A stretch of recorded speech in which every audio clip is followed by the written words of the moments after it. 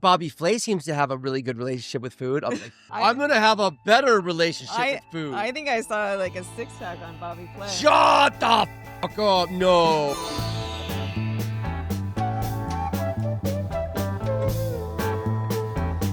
Welcome back to the Harley and Malarkey Podcast. Old dog, new tricks. We're back. We recorded an episode about travel 2 weeks ago when we were both feeling really depressed, and I just chose not to release it. It was just no good. But we're doing much better. I was gone at a prenatal yoga teacher training last week, and before that, Brian and I got a couple days in bed, just the two of us, and my soul has been refreshed. So that's amazing. I'm so excited for you. Prenatal yoga, that sounds great. You're like getting pregnant kind of yoga? Yeah, it's a yoga specifically for women who are pregnant or calling in babies. And it's kind of a gentle yoga movements combined with Kundalini. It was a totally new experience. I didn't know what I was getting myself into, but I really learned the power of chanting and singing and dance, which is what humans have been doing since the beginning of time. And modern humans don't sing and dance anymore. And it was just incredibly powerful. It just sounds like witchcraft to me, you know? Just good. It probably looked like witchcraft. Like we were in second floor of an office building. And eyes rolling back. Chanting in the morning. You know? And I was like, oh, bring me a baby. Put a baby in my belly. I want a baby in my belly. No, but I think that there's really interesting things about like consciously bringing a spirit into this world. And well, in my day, it was just drink tequila and the baby came. Yeah, I know. Yes. But it's like one of the most spiritual things in the world. If you think about it, like having a baby, you are literally bringing in, and not everybody looks at the world this way, but you're bringing in a soul from the other side onto the earth plane through the female body. Like what's more spiritual and magical than that? And so many people do it with so little thought. And so it was just like really an amazing thing to be able to put so much consciousness into the thought of motherhood. I mean, I embrace you and I love you and I just think it's amazing. But I mean, I talked to God when I was on tequila back in the day, you know, like just kidding. I, on the other hand, so we had a wonderful time in Oregon and you got to go have that wonderful week of chanting and talking to spirit babies and bringing them into this earth planet here. I was back in the grind with the teenagers and just, you know, businesses and teenagers and stress. And it was just normal chaos and shit for me. Well, I appreciate you holding it down for me. I mean, it's mine to hold down. Not pointing any fingers at anybody but me. Yeah, I'm just excited. I really want to create some sort of women's group classes around conscious conception, pregnancy, postnatal. So if you're thinking about having a baby, you're pregnant, and you'd like to join an online or in-person group, let me know. Yeah, and same, gentlemen, I too am going to be creating a men's group, and we're just going to go drink tequila so we can knock up these girls, all right? You know what I'm saying? It's just old dog. I'm living the persona. Yeah, we're just going to get together and watch some football and get really drunk, and when the women want to have sex, we're there for them. So sorry. Oh, God, I don't even know. It sounds magical and beautiful. Oh, thanks. But it does, I was like, what should we talk about today? I thought maybe teamwork, and then you're like, sure. And I hate, and you know what one of my least favorite words in the English language is? Sure. Like, it's just like limp dick. It's like a limp dick of a word. Yeah. I know. It's just like, oh, no, I don't really want to do that, but I'm not going to say no. Like, say no or say yes. Sure. Yeah. See, isn't that the worst word in the world? Just like, what if it was like, do you want to go have sex? Yes. Well, what if you said sure? Sure. Then it would be bad sex. Yeah, exactly. It'd still be sex. Like, don't use the word sure. I think that's a campaign I'm fighting on today. We're done with the word sure. It's either a hell yes or a hell no. We're not sure around here. Oh, yeah. Make your decisions. Move forward. I love it. So anyways, Brian, I said teamwork. He said, sure. So I said, okay, well, what do you want to talk about? And he said, I want to talk about body image and disordered eating. And we did tell our fans, all three of you, that we would do a part 2 to body image. You, all three of you. to body image and disordered eating. And it's a topic that is near and dear to my heart. So I said, yeah, let's do that. Yes. So as you're a nutritionist, there's one of the things I've learned a lot in my new opened eye midlife. Not what's the opposite of a crisis? Because Midlife celebration. Yeah, my midlife celebration, my midlife rebirth. Yeah. I got rebirthed I forgot to tell you, I got rebirthed this weekend. How? It was at the end of our graduation. It wouldn't be as good as my rebirth. My rebirth was a yoga time, and we did like this, and you actually came through the canal. You're like, flush your face out through the canal. And you're like, like I think of Ace Ventura and the rhinoceros. Like the first time I did my yoga teacher training, I was in Greece, which was a huge privilege. And I did my vinyasa, and I had to teach all these practice classes. And I was teaching Brian. He's like, that was good, but can I teach one? I'm like, sure. And then he ends the class with we're like in child's pose. And he's like, okay, now we're going to do. Make your hands in like a little like this. And then you put it, and then you just put it right at your forehead right there. And then you just start slowly pushing yourself through your hands. And now you're crowning. It was amazing. He taught it. He used to end my yoga classes for me. We rebirthed ourselves. So everybody got into like a little line. We all put our hands against our hands and like created this little birth canal. And then one at a time, a woman would walk through and we would whisper something in their ear. So they walked slowly so that every single person could whisper something in their ear. And we'd say like, you are loved, like you're perfect. You have everything you need. You're a radiant being of light. Welcome to earth. And like everybody whispered something like that in their ear. And it almost makes me emotional. Like by the time everybody walked out, they were all crying. Oh, it was sweet. We did a lot of weird shit, but it was really sweet. There was a lot of crying. But I think that crying is a good thing. I think a lot of people are afraid to cry, but I think when you're crying, like you're really in touch with like the world. Like we become so desensitized because you have to be desensitized to exist, where there's like war on TV every time you turn it on. But like the world is this like beautiful place. And if things can bring you to tears on a daily basis, I think that you're really alive. So, I mean, I'm just really just not very grounded today. We started the day with finding a baby possum in the dog's mouth. Scout had a baby possum. I think we have a pet possum at home now.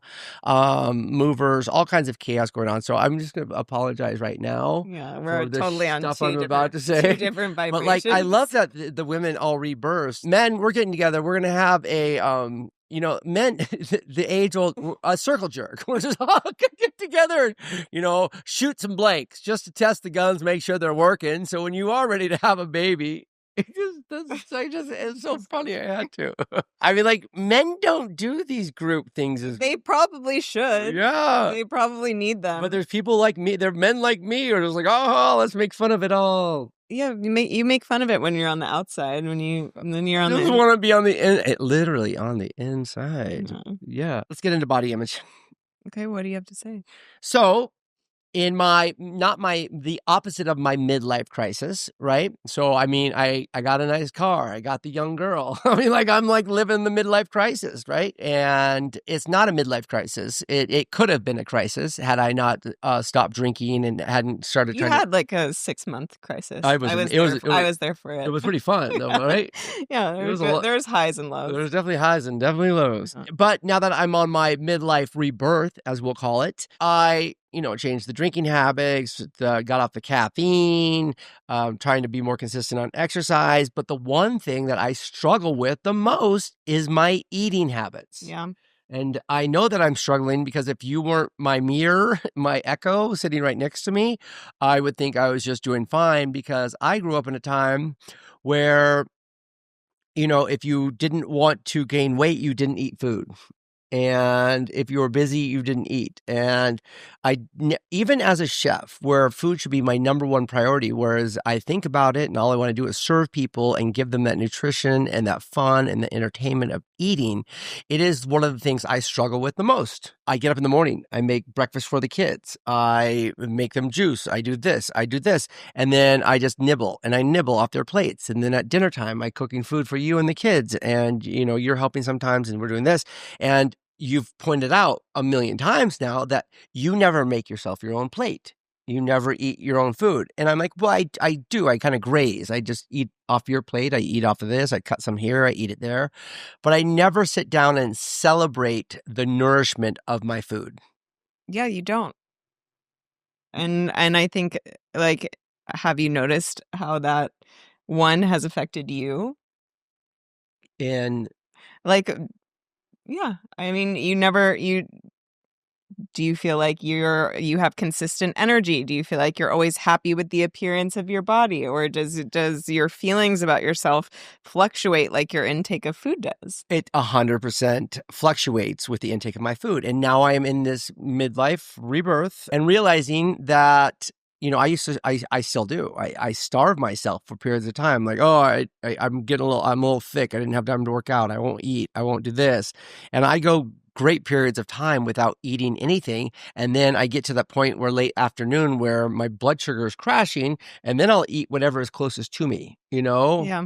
I'll just start consuming whatever food I can find. I'm in a hurry. And so literally it's so crazy. I'm at 53 years old. I Not would yet. 52? Yeah. Oh, thank God. I forget when you get this many. And a couple times recently, I've been so proud of myself because if you weren't around me, I would never go get lunch. Yeah. And that's funny because I have family members, not going to name any names, Uncle Palmer, who will never miss a meal. It is a staple of his life and of people's life where it's breakfast. I'm going to sit down. I'm going to eat my breakfast. It is lunch. I will go get the lunch I want. I will eat it. I just go, oh, if it's not convenient, I'm just not going to do it. And I will just skip. And then even when I go to the restaurants, I don't even order food from my own restaurants. I'll walk around, I'll talk to tables, I'll look at people, I'll look at the food coming out the kitchen. I'll go home and literally have cheese and crackers. Yeah, I know. Okay. So I have a problem with my eating as a chef. Yeah, I of have course problems you with do. eating. And so I'm trying to figure out where that came from and how, as I need to correct it, how I can help my kids, because now I'm starting to see it in the youth and starting to see those repeated habits and the repeated eating of bad food, grew up on fast food and those sorts of things. And I'm just like, gosh, I think so many people have problems surrounding food. And I Yeah. know you had a huge problem surrounding food at times in your life. Yeah, my entire life, basically, from, I don't know, 13 to 30. And even now, like, I'm still a woman. I still think about it all the time, but it's like so much better than it was. Do you think that your problems with food have gotten any better since you quit caffeine? I don't crash as hard. That's Yeah. 100%. I don't have that huge caffeine crash. I'm trying to, you've taught me to eat protein. You got to start the day off with protein to get the brain working and get the body working. Balance your blood sugar. Balance your blood sugar. So I'm trying to do that. I mean, we both eat very little gluten. We both try to stay away from sugar as much as possible. It's one of the first two things when you quit drinking is like, what am I going to replace that with? Man, Yeah. we had a dessert eating frenzy for a long time. And even last night, I even snuck some like ice cream, and I was never an ice cream person. Yeah. I haven't gotten better, but when I'm around you, we go eat lunch. Yeah, I know. I knew it. I kind of have like, I used to be, I think I have a problem with control. And like, if I see a problem, I want to solve everybody's problems. And so it would like really trigger me when Brian wouldn't eat. And I was kind of like his mom, like, have you eaten breakfast? Have you eaten lunch? And I've chilled out a little bit on that because I'm like, I can't fucking, I can't have all these kids. But it is hard for me to watch. And I think that it's hard for me to watch for multiple reasons. One, I think it triggers a part of me that still has, unhealed issues of like, oh, you're obsessed with being thin. Does that mean I'm not thin enough? Should I not be eating? Like those kind of thoughts go through my head. And I've done enough work that I like let them go. But that triggers me a little bit that you don't eat because it brings up my own past issues.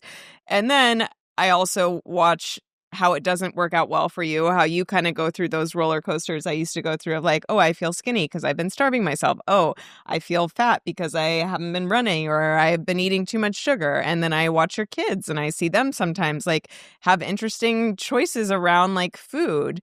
And I'm trying to be more gentle and like helping people find their own path. But I'm like, I would love for you to find a little bit more peace and consistency around this. And to me, I just look at it as like an act of self-care. And I think that that's where you struggle a little bit. Like, I think that you really are good at taking care of everybody around you, but you're not that good at taking care of yourself. one case in point is you hurt your back like 4 fucking months ago. And I made you a few chiropractor appointments. That's about it. And you've like walked into the chiropractor once or twice, but it's like, I don't think about it all the time because it's not my body, but you're in pain every day. And you've done nothing to like, you haven't made yourself a physical therapy appointment. You haven't gone to acupuncture. You just occasionally are like, God, I'm in a lot of pain. Let me take a pain pill. Let me got to yoga. Walk into the chiropractor. And I'm like, if I want him to fix his back, like I'm going to have to fix it for him. Like I'm going to have to. How? No, but I'm going to have to call the acupuncturist. I'm going to have to call the physical therapist. I'm going to have to remind him to go to all those appointments, which is like not my job, you know? And it's like, I do want you to fix your back. I'm like, you're fucking 52 and I want to be with you for the rest of our lives. I don't want you hobbling around in 10 years from now. But it's like, if I don't do these things for you, if I don't cook you breakfast, if I don't cook you lunch, if I don't make you an appointment for physical therapy, if I don't make you your appointment for acupuncture, you don't take care of yourself. I'm getting better. No, the point of this whole conversation was Where are you getting better? When you were in Portland and I was in Bend, I stopped by the Bite in Tumalo and I got myself a poke bowl. Oh, really? And I was like, I'm so hungry, but I have so much to do. And I was like, I heard you chirping in my ear, like, you should really eat something good to eat that you like. And I walked up and I ordered and I just realized how little patience I have with everything. I'm like, God, this is taking so long. This is so long. And some people will sit and eat for hours and I'm like going, oh my God, I've got like 8 minutes. I got 8 minutes. So I think a lot of mine is time management also. And also when you're traveling, you don't have a lot of food in the refrigerator and then like trying to figure that out and pre-plan that. I left you some snacks on purpose. Yes, I fed them to the turkeys and they loved them. They loved them so much. When I was young, my stepmother would tell me how fat I was and make fun of other bodily parts too. When I was like 7, 8 years old. Yeah. And that is devastating. And that happened a lot in my youth to not me, but everyone. The boomers were rough. Yeah. Your boomer parents were rough on you. They were rough. Yeah. I mean, that's where my eating issues developed. I was always super thin and athletic. And when I went through puberty, I put on a little extra body fat. And I think if nobody had said anything to me, I would have just like filled out a little bit, been a little bit more curvy, but still had a really healthy, thin body. And all of a sudden I put on like 5 pounds with puberty and my parents started just picking me apart, being like, your thighs got bigger. Oh, you can't borrow my clothes. You'll stretch them out. And I was like, it just like sent me into a tailspin. And I ended up developing disordered eating habits from that, where I would starve myself because I was like, oh, I'm gaining weight. I can't gain weight. And then when I starved myself for too long, my body would rebel and then I would overeat. And then I ended up gaining like a lot of weight. And I think if I had just been left. And you went to college, so there was that weight too. Yeah. I don't think I would have even gained the freshman 15 or 20 if my parents hadn't put that pattern into my head, because it was like, you kind of, if human beings like have these natural kind of stoppers in their body, like, oh, I'm full, I'm going to stop eating. Like, oh, I'm hungry, I'm going to eat. And it's when, one, you put too many unhealthy foods into your body that have addictive chemicals that make you crave more foods, or it's when you mess up those natural rhythms and you start overriding them by starving yourself. And then you lose that sense of touch and you overeat. And I think that if I hadn't been thrown into that undereating, overeating phase, I wouldn't have been like blacked out and then eating a pizza, because it's like that happens because you restrict yourself so much when you're sober that when you're drunk and you don't have your inhibitions, then you completely overeat. If you're somebody that doesn't totally overeat because you don't have that issue, like I think you're less likely to put on the freshman 15. You're less likely to gain weight. If you have young children and they're gaining weight or you're not happy with how their bodies look, like one, look within, because I think a lot of the times when we're so focused on like what our kids' bodies look like you have a lot of unhealed stuff that you need to deal with. And I urge you to please do that before you negatively impact another generation.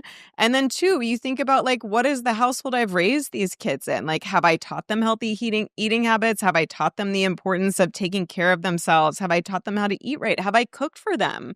And I mean, I think it's all the parents' fault. I really do. Like, it's 100%. It's generational. Yeah, kids that end up with eating problems is completely a parent's fault. And so there's like so much work that adults need to do, and it's because of their parents. And so I really hope anybody with kids like really takes this seriously and like tries to stop the next generation from dealing with this thing that can take over your life. And so that brings us to solving the problem a little bit. So I one time did like the whole Atkins diet. I just ate protein, and it actually works, right? And I'm trying to stay to a very high protein diet most of the time, right? And so by having that things available, and what kids and what adults and what I forget quite often is, if you want to lose weight or lean out, be smaller, you actually have to eat yourself into that. You can actually, this is the craziest thing there is, you can lose weight by eating more food. Right? It all comes with going for a walk, going for a run, getting a little bit of exercise, movement, and being out and about. And the idea is once your body is not scared that it's going to feast or famine, you're not going to overeat or you're not going to undereat. It will stabilize itself and everything will be processing fine, rather than like I do, where I don't eat, and then I eat something that's not as good for me. But even if I just completely stop eating, it's not like my body's like holding on. Because it's stressed. It's stressed. Yeah. And that causes stress in everything in your relationship. As not a doctor or anything here, is just a constant eating of protein to keep your brain and your body functioning. Well, I think everybody needs a varied diet. Like, I think we went way too far with the keto diet and everybody eating low carb. Like, we all need carbohydrates. We all need healthy fats. Like, you need all three of the macronutrients. I think it's good to focus on protein because we need a lot of protein. It's kind of harder to get protein unless you're eating like animal products at every meal. And so I think if you focus on protein, like the fat and the carbs are easy. It's so easy to eat fat and carbs. Like all your food is cooked in fat. It's cooked in oil, hopefully good fats, good oils. That's really important. And carbs are just like in everything, like fruit, grains, bread, pasta, everything is carbs. So if you focus on eating protein at every meal, usually you have the carbs and the fat to round it out. And that's kind of an easy way to just eat more balanced. But I'm very against like, unless it's for specific health reasons, to be like super low carb or super high fat or super anything. Like, you just want to listen to your body. And I think that that's the most important thing. Like I drives me nuts when I see these women on Instagram that are all counting their macros. It means like counting your macronutrients. And I'm like, haven't we grown out of counting calories? Like, haven't we decided that like that's not how we want to live our lives? And I don't know, anytime I see somebody counting their macros or their calories, it just like feels like an eating disorder to me. And I know that people are going to get upset about that and get triggered by that. But it's like, do you think our ancestors ever counted a macro or a calorie in their life? Like, no. And I think the most important thing that you can do is just really simplify it of like, one, you have to educate yourself a little bit. You have to know what is a good fat, what is a good source of protein, like how am I sourcing these things? Nothing crazy, but you have to respect your body. Like, you have to think of your body as this vessel that carries you through life. And if you think of your body that way, like, why wouldn't you want to take care of it? And, I know it's easy for you to take care of other people and not easy to take care of yourself, but you can almost think of your body as this different entity. It's like the home for your soul. And like, why am I not taking care of the home for my soul? Like, why am I pushing it too hard? Why am I making it do all this exercise that maybe is too much for it? Why am I not feeding it enough? Why am I criticizing it all the time? Like, our bodies just want to be loved by us, and they do so much for us. Like, think of all the abuse you have put your body through in 52 years, and it shows up for you every single day, and you still don't want to feed it breakfast? Love you, body. I love you, body. I'm so sorry. I'm so sorry, body. I love you so much. I love you. Yeah. Oh, rub it. Yeah. I love it. I love my body. Yeah. I think I would guess like how many people in the US have eating disorders or not happy with their body image? 90%. 90 plus? Yeah. Like, it's crazy. And the evil empire that runs this whole thing has been feeding us horrible shit for years. Yeah. And it seems like we're so medieval. We're so cave people. Not cave people are actually much smarter than we were. I mean, if you look back at like old pictures of like the 50s and 60s of New York and cities and other countries, still today of other countries, you don't see any fat people, right? It's all that process. It's all the fast food. It's all of that So we convenient sit at our food. desk all day and we're trapped inside and we're not getting enough sunlight and we don't walk places. Like, it's just, we're so disconnected from the natural rhythms of life that we used to just have to be a part of. Oh, It is so sad, and it is. I see the next generation. I already see them having problems, and they're on that social media, and everybody's like, they just they look at everybody like, oh, I want to compare myself to that person, to that person, to that person, and it's just unrealistic. And even when you see the people in the movies and on the social media and stuff like that, they're so doctored up, they're so dolled up, is that we have to give ourselves some forgiveness and be like, just more true to ourselves. I just need to eat more consistently, and actually I need to, mine I think is less body image and more mental timing. Yeah. Like, I don't have time to eat lunch. Well, I no. don't have time to do this. I have to. But it's about that everything is more important than you know? Everything is more. Now you get it. Now you get it, right? I mean, it's like you are the center of everything. Like, if you're not well, none of these things that you're trying to do are going to get done. So what? You have to put you and your health first. What? Like, you have to prioritize that. Like, for us, you have to prioritize that for your kids. You have to prioritize that for work. Like, if all of a sudden your body broke down because of years of not feeding it, like, imagine how many people's lives that would negatively affect. Like, it's pretty selfish to not take care of your body. Oh, guilt. That's a good one. You're going to use guilt on me to eat right. Okay, I can do this. I can do it. Sometimes, I get motivated by revenge quite often. Yeah. Can you tell me why Shame, revenge. Yeah, tell me some of those. Tell me some of those that will motivate me. Well, like, so-and-so is eating better than you. Like, yeah. It doesn't work. I think something that you said, though, too, is just like, Bobby Flay seems to have a really good relationship with food. I'm like, fuck. Oh, yeah? I'm going to have a better relationship with food. I think I saw like a 6-pack on Bobby Flay. Shut the fuck up. No. Brian, really, there's like this toxic 90s feminism that we like have been talking about in our yoga teacher training. And that was like when the Victoria's Secret magazines were out. And it was like everybody was comparing themselves to a Victoria's Secret model. And somehow Brian got that. Like I'm trying to get him to like lift weights because I'm like, you're 52. You have to put on weights. You lose muscle mass every year as you age, and like, I want you to be strong in your 80s. And he's like, I don't want to bulk up. I'm just going to run. And I'm like, are you a supermodel? Is this 1995? Are you a supermodel? Yeah. What do you mean you don't want to bulk up? I just heard that from one of my kids the other day. Like, I don't want to bulk up. I'm going to stop doing this. I'm like, where do you hear that? I'm like, where do you think he fucking heard that? Not for me. Yeah. No. He really did. But this was another point. I just want to be a mean, lean, fighting machine. Like, you know how you do that? Loving machine. Yeah, you do that with weights. Like, when you put on muscle, your body starts burning more calories. You want to talk about eating consistently? Like, people can go from weighing, like, we'll use round numbers, like 150 pounds, and they're eating like 1,200 calories a day. But they're doing all the wrong things. They're eating at the wrong time, and their body's stressed, and their body's holding on to weight. And that same person can start eating 2,000 calories a day and go down to 130 pounds. Or maybe they don't go down that drastically, but they look like they've lost like 20 to 30 pounds because they put on muscle. They've lost the water weight from the stress and the cortisol.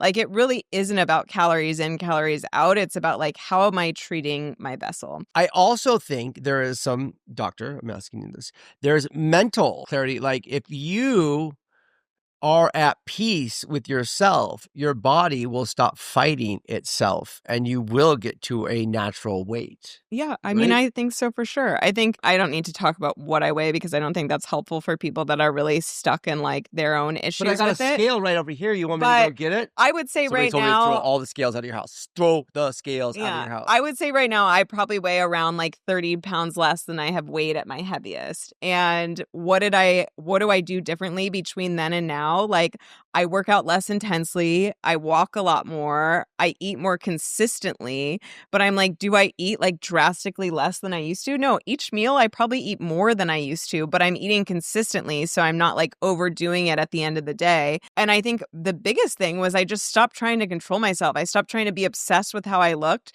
And like the weight just kind of fell off. It wasn't like I tried to lose 30 pounds or I tried to lose 20 pounds or whatever. I was just like, I'm done fighting this war with my body. I'm just going to take care of myself and I'm done.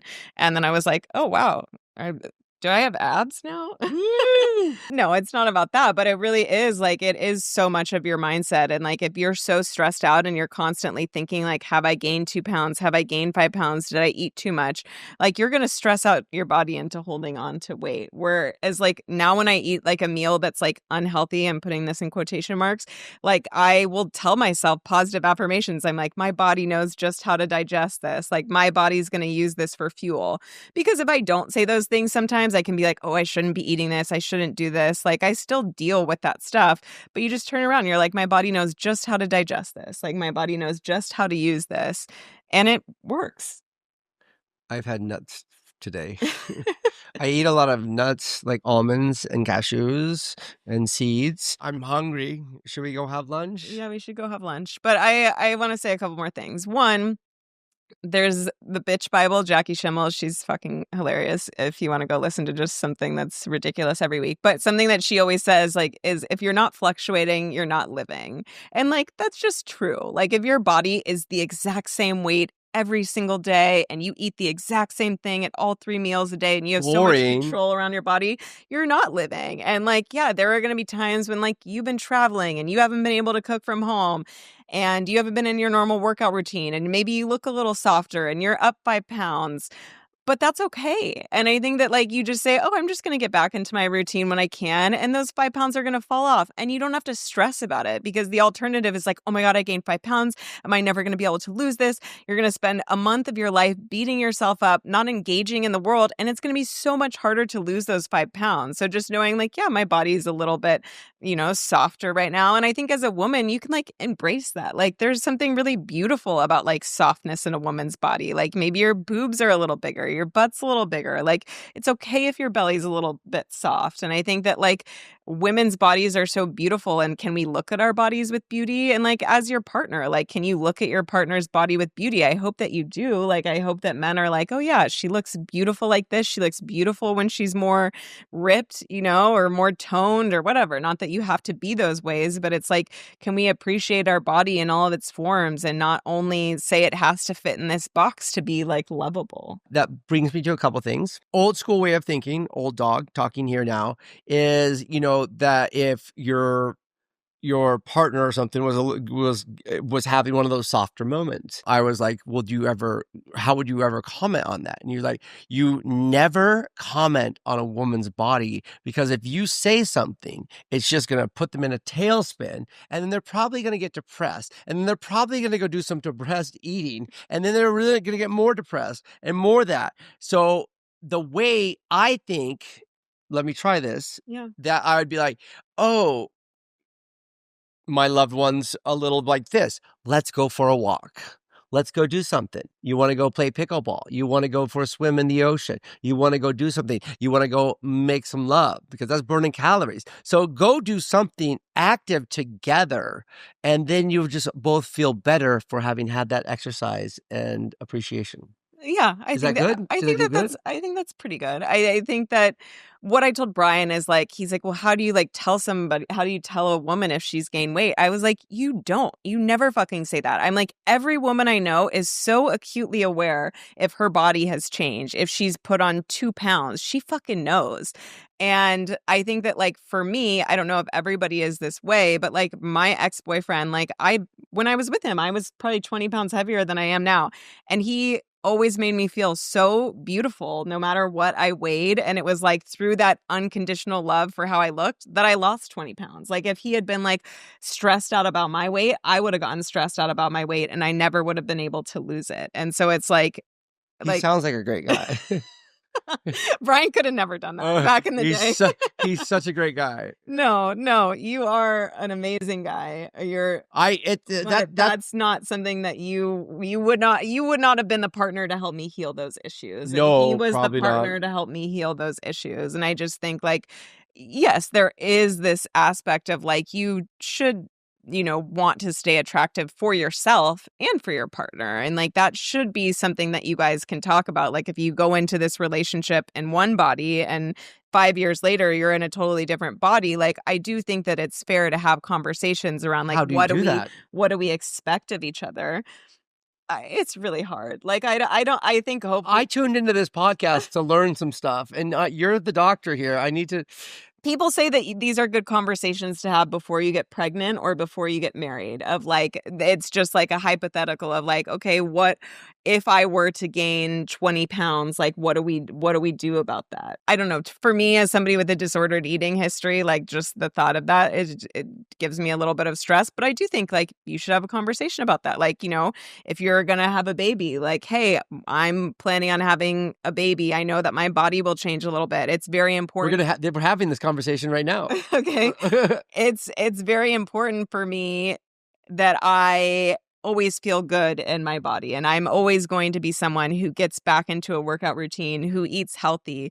But I know that when I first have that baby, like my plan is to spend the first 40 days at home. My plan is to really be invested in breastfeeding and nourishing this child and being everything that this child needs. I'm not going to go to the gym for the first 40 days or 6 weeks. I'm not going to do anything extreme. I'm going to focus on healing and nourishing this new being. And my body might look different for a while. And like it might take me a little while to get back into, you know, how I always am, but I'm not giving up on that side of myself, because that side of myself makes me feel good. It's where my self-esteem really is anchored in. But I think I wouldn't want to be pressured to get my body back right after I grow a new life. That's good. Yeah. Now we know. So like 2 weeks later after you have the baby, I should be like, hey, let's go to the gym. No. No. Okay. Yeah. So see, we know that now. That's good. Yeah. I'll put that in my little memory box. Yeah. And like, can you make it, knowing like this is like, let's say you guys are going to be together for 50 years. And I think there are men that are really like, I don't know, invested in how their woman looks. But it's like, can you give your woman like 1 full year to kind of get her body back? Like, that's how long it went takes. from 40 days to a whole year? 40 days of staying at home. So Okay. you're not supposed to work out really for this first 6 weeks after you have your baby. You have like a big gaping hole in your like cervix and uterus from where this human being just came out. So if you're like walking or doing ab work, you can actually like damage. You want a tight pussy again? Yeah, let that pussy relax for 6 weeks. Yeah, okay. Oh, jeez. And you're going through so many hormonal changes and all these things. And like, yeah, for a woman's, maybe apparently your body, you know, it's never exactly the same as it was, but to be back to where you feel like yourself, a lot of times it takes a woman a full year. Okay. Yeah. Understandable. Okay. Yeah. No one put a baby out of my butt. Yeah. Wow. That was a whole lot of body imagery. I Yeah. just, especially that last part with the gaping hole in her cervix. For me and for you, to find peace with food is really high on my list. It was the most life-changing thing for me, because to not have peace with food for me meant that like 50 to 80% of my waking life was consumed with thoughts about food or my body. And it's just like, that's not how I want to spend my time on earth. Like, I want to spend my time on earth, like touching my loved ones, making love, eating great food, walking, playing, jumping in the ocean, and enjoying this body, like dancing. It was so fun to dance with other women, and just like, that's how you want to use your body. You want to use it for joy. You don't want to use it to punish it. Yeah, it is a constant conversation. And I also think like what's important is like, for you and for your loved one, like, we're so much more than our body. Like, you know, I love you for so many other reasons than how you look. You love me. Saying my body's not cutting it right now? Is that what you just said? No, you love me for so many other reasons than how I look. And so, you know, if your partners did just have a baby, you think of like, wow, this person created life for me. This person makes me laugh every day. And yeah, maybe her abs. You better be fucking funny. But it's just like we need to decenter our bodies from how important they are in our lives. Like, and I think in that decentering, you find the body that you've always wanted a lot of times. It's like when we're so obsessed, we like block ourselves. And I think that's with so many things in life. When you're so obsessed with an outcome, it's sometimes hard to get that outcome.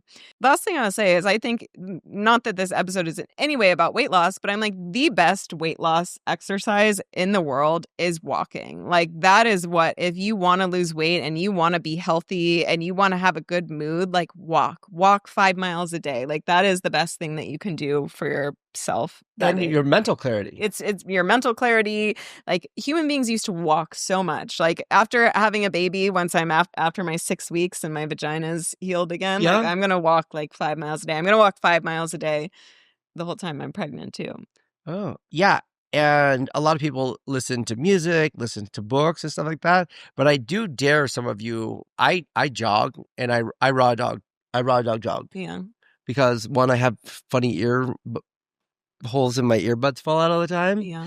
And I don't want to listen to music like this. So I just raw dog it. For those of you who don't know, that's what the younger generation refers to as no social media. No phone. No phone. Yeah. Is raw dogging it. And that is the 23 minutes it takes me to run up and down the Sunset Cliffs is the most clarity. It's my meditation of the day.